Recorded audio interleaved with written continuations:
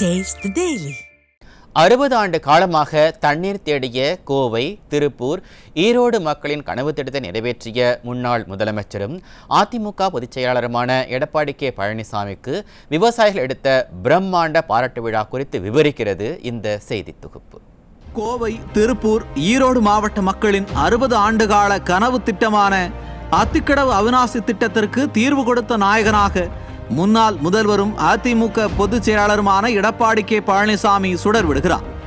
விவசாயிகளின் கனவினை நினைவாக்கும் விதமாக 1652 கோடி ரூபாய் மதிப்பீட்டில் அத்திக்கடவு அவிநாசி திட்டத்திற்கான அடிக்கல்லை கடந்த 2019ஆம் ஆண்டு பிப்ரவரி 28ஆம் தேதி அன்றைய முதல்வரான புரட்சித் தமிழர் எடப்பாடி கே பழனிசாமி அடிக்கல் நாட்டினார். 34 மாதங்களில் திட்டத்தை நிறைவு செய்ய திட்டமிட்டு 90% பணிகளும் முடிக்கப்பட்டது.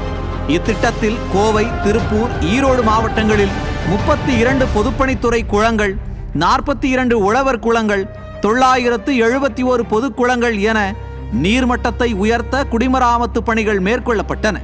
இதன் மூலம் 24 நகர்ப்புறங்களில் 1045 கிராமங்களில் நீர் வழங்குவது சாத்தியமானது. சுமார் 50,000 ஏக்கர் விளைநிலங்கள் பாசன வசதி பெற்றது.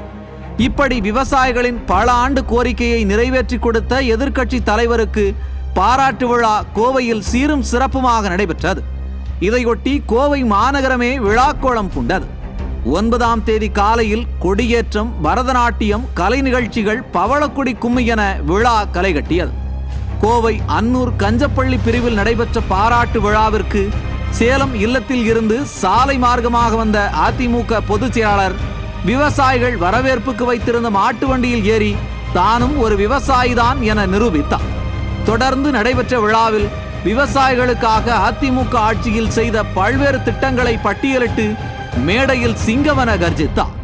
விழாவில் பங்கேற்ற விவசாயிகள் தங்களுக்கு உற்ற துணையாக இருக்கும் அதிமுகவிற்கு தாங்களும் எப்போதும் உறுதுணையாக இருப்போம் என சூளுரைத்தனர்.